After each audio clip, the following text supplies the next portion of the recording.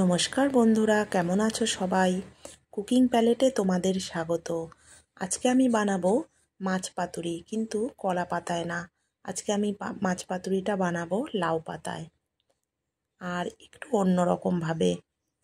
তো চলো বন্ধুরা, শুরু করা যাক। আমি এখানে পেঁয়াজ, লঙ্কা আর রসুন কেটে নিয়েছি। এগুলোকে আমি তেলে ভেজে নেব। আর ওদিকে আমি একটু সর্ষেটাকে একটু নুন দিয়ে মিক্সিতে বেটে নেব। আর তারপর বেটে নিয়েছি। এবার ভেজে রাখা এই পেঁয়াজ, রসুন আর লঙ্কাটাকে এর মধ্যে দিয়ে দেব। আর তারপর এটাকেও আরেকবার বেটে নেব। তো বেটে নিয়েছি বন্ধুরা, আর আমি একটা জায়গায় তুলে রেখেছি। এখানে দিয়ে দিলাম 1 চামচ জিরের গুঁড়ো, দিয়ে দিয়েছি হলুদ পরিমাণ মতো, আর দিয়ে দিলাম অল্প সর্ষের তেল আর স্বাদ মতো নুন।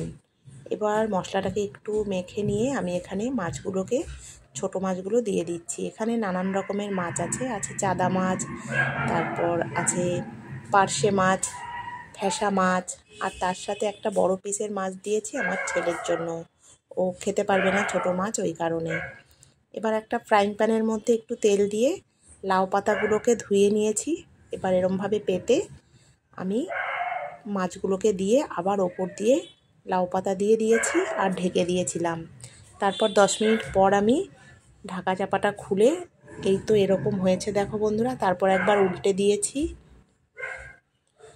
আর ভালো করে একটু হালকা আঁচে আমি এটাকে করেছি রান্নাটা। তো এই রকম হয়েছে। এবার আমি নামিয়ে নেব। পাতাগুলো একদম ভেজে পুরো ভাজা হয়ে গেছে। আর আমি এটাকে গরম গরম ভাত দিয়ে সার্ভ করব। নামিয়ে নিয়েছি। তোমাদের কেমন লাগলো বন্ধুরা জানিও, আর বাড়িতে একবার ট্রাই করে দেখো। ভালো লাগলে আমার চ্যানেলটা লাইক করে দিও, শেয়ার করে দিও।